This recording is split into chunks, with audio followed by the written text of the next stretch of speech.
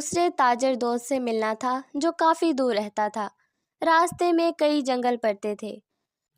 وہ لوگ ایسے ہی ایک جنگل سے گزر رہے تھے جب تاجر نے سوچا کہ اب کافی رات ہو چکی ہے، ایسے میں سفر کرنا مناسب نہیں۔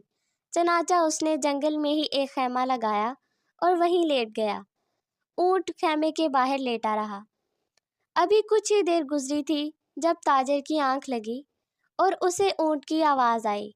اونٹ خیمے میں سر دیے کچھ بول رہا تھا۔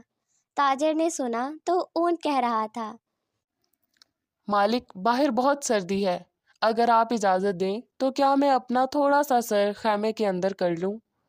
تاجر نے اسے ایسا کرنے کی اجازت دی اور دوبارہ سے سونے کے لیے لیٹ گیا۔ اونٹ نے اپنا سر خیمے کے اندر کیا۔